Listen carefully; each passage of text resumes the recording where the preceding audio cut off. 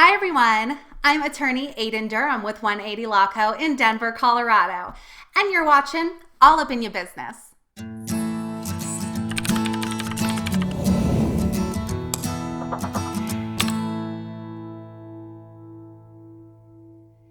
In this episode of All Up in Your Business, I'm going to talk about generic trademarks and break down the recent Supreme Court hearing of USPTO versus Booking.com. But before we get into it, please be sure to like, subscribe, and share. And don't forget to check the description for a link to download my free guide, 3 tips for trademarking your brand. All right, so some pretty exciting and groundbreaking things happened on Monday this week. On May 4th, the United States Supreme Court heard the case of USPTO, the United States Patent and Trademark Office, versus Booking.com. Now, why was this so exciting? Well, for the first time in history, the Supreme Court heard this via telephone.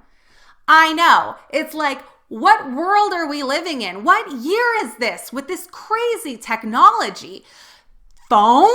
Oh my God. But yes, as kind of old-fashioned as it sounds, it was the very first hearing held via telephone, and it was live streamed on C-SPAN for the whole world to experience. Again, a Supreme Court first. So, the one takeaway is that the Supreme Court is finally coming into the 21st century. Not really even. They're finally making it into the 20th century using telephones and internets. Anyway, okay, so what's this case about? Booking.com, if you're not familiar, is a website for booking travel reservations. And in this case, what the Supreme Court is deciding is if a generic term combined with a generic top-level domain like booking and .com creates a non-generic registrable trademark. So let's back it up a little bit. When it comes to trademarks, not all marks are created equal. There is a sliding scale of super weak trademarks and super strong trademarks. And for the most part, they break down into 4 categories. So the very weakest is generic trademarks. One step up from that is descriptive trademarks. One step up from that, suggestive trademarks. And then finally, fanciful or arbitrary, which are the strongest trademarks. So a generic trademark is one which is a term that is the commonly used term to describe those goods or services. So an example of this would be shoes. If you're trying to sell shoes and you wanted to use the trademark shoes, you can't do that because that's the generic term for shoes. You can't have a protectable trademark registration over the term shoes. Same thing with chips. If we're trying to sell potato chips, the trademark chips isn't going to work because it's the generic term for chips.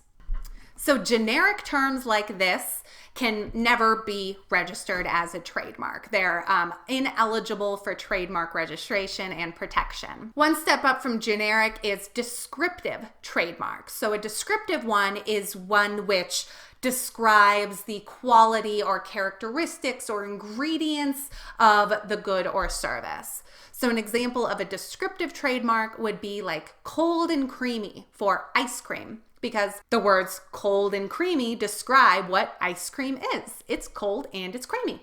One step up from descriptive is suggestive.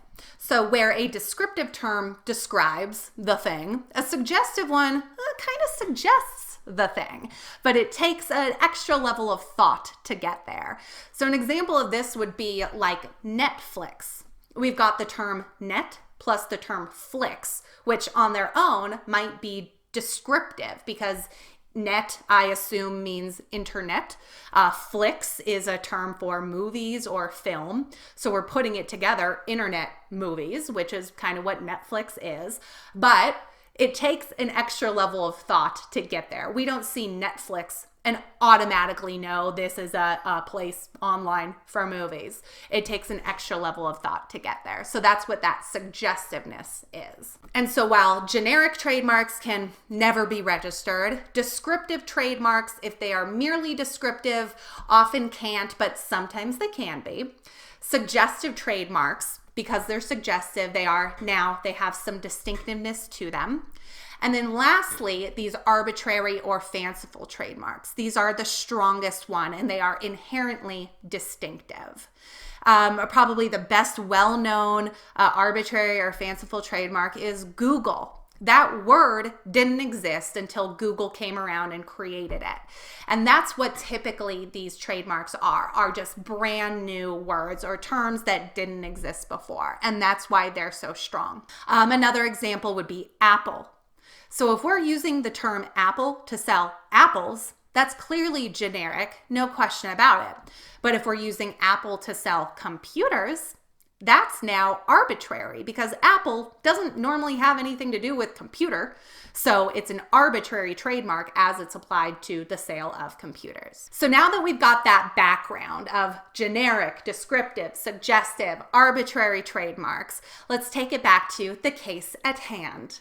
So bookings.com, all of the parties are generally in agreement that the term booking is a generic term for travel reservations.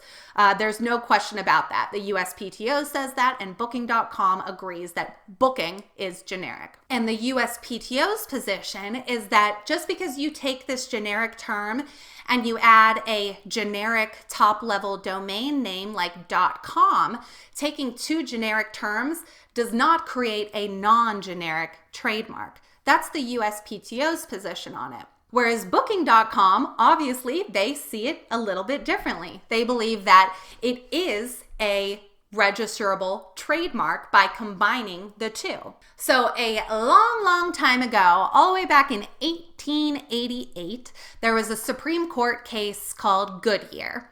And the essential takeaway of the Goodyear case was that an entity designator like Inc.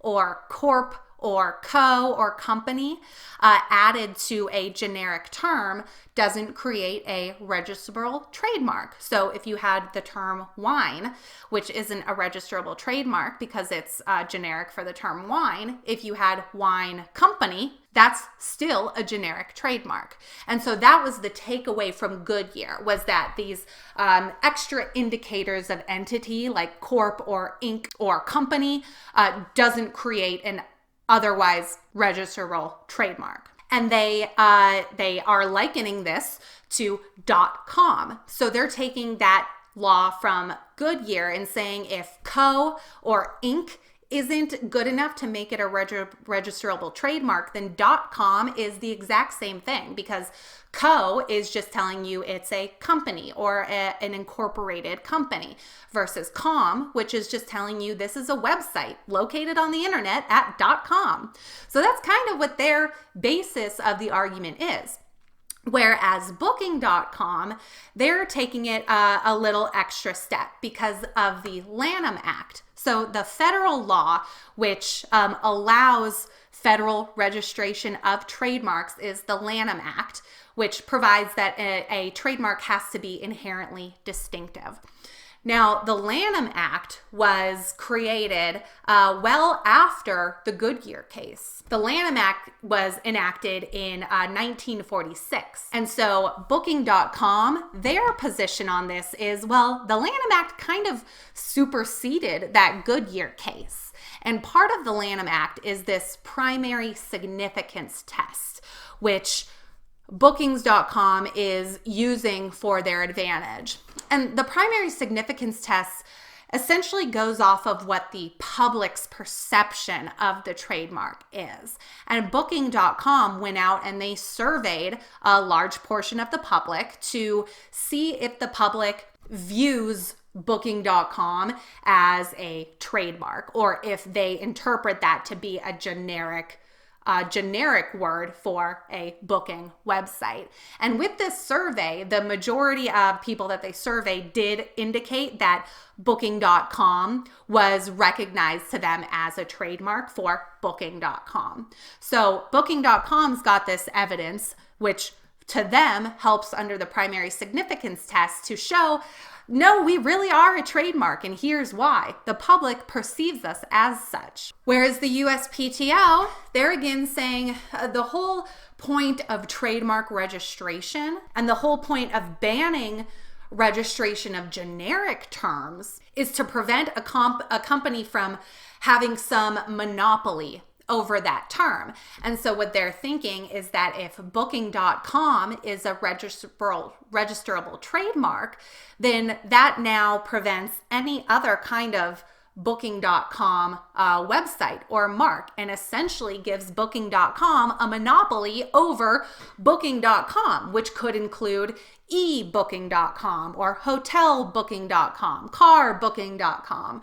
And so that's what the USPTO is trying to prevent, is this kind of monopoly ownership of booking.com. And this question was actually raised during the Supreme Court hearing, because the attorney for booking.com, they said they don't want to go after any of these other booking.com extension websites like ebooking.com, or they would accept those uses as descriptive terms from those other companies versus a trademark as they're using it. So booking.com said, we don't plan on taking down those other websites or trying to take other legal action against them, because we recognize they're just using the term booking as a descriptor term. And so then one of the chief justices comes back and says, well, if you're not going to sue X, Y, and Z company, then who are you going to sue? What's the point of this trademark registration if you're not going to do anything about it anyway?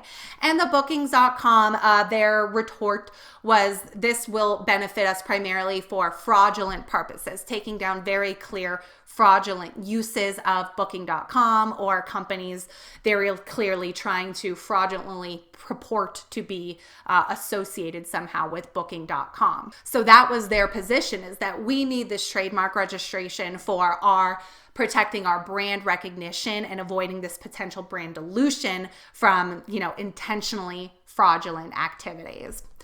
And then again, the USPTO comes back and says, well, you don't need trademark registration for that. You have rights under just unfair competition laws to prevent that from happening. So again, what's the trademark registration going to do for you? So it really is an interesting situation and a really interesting case of whether booking plus .com, booking.com is a protectable, registerable trademark. Now, we are not going to know any answers for a while. The Supreme Court doesn't act quickly. It's going to take them a long time to write up their opinions and everything. So we're not going to have any answer to this, for at least a few months, most likely. And then even once we do have an answer, it's not going to give us a whole lot of answers. This doesn't necessarily mean that you can now take any generic term and add a .com to it, and now you've got a valid, registerable, protectable trademark. That's not what it's going to mean. Really, all it's going to mean is in this situation with these facts where booking.com had this survey done, blah, blah, blah, blah, blah, this was or was not the outcome. But it is going to help give trademark practitioners like myself some guidance moving forward. And so what does all of this mean for you? I know the rest of you probably aren't quite the trademark nerds like I am, and you might not be quite as excited about this Supreme Court case, but the big takeaway that I wanted you guys all to get from this was really the understanding of trademark strength and why a generic trademark isn't a trademark at all, and kind of that understanding of the more fanciful or arbitrary, the better. And then really, I would love for you all to get some appreciation out of the Supreme Court hearings from this, because it really is a super cool and interesting thing to experience. If you didn't get to hear the live stream, I know they're live streaming every hearing this month, I believe in May. And so if you get the opportunity, if you have the desire, listen to one of those live streams, because the Supreme Court hearing process is unlike any other, legal proceeding. And it's quite an interesting thing to hear. So if you have any interest in it, I strongly suggest you guys check those out. They're streaming on C-SPAN. I know you can go to C-SPAN's website or watch it on TV if you've got C-SPAN too. So check it out. I highly recommend it. That's all for this episode, folks. Drop a comment below. Let me know what you think. Did you listen to the live stream? What are your thoughts on it? Do you think booking.com is generic? If you want my opinion, personally, I feel like booking.com is still generic. I don't really see the difference between a co or a corp and a .com. I am kind of likening it to that Goodyear case, and I see it kind of the same. But that's just my opinion. I would love to know your opinions. What do you guys think? Thank you all so much for watching. I'm Aiden Durham, and I'll see you next time.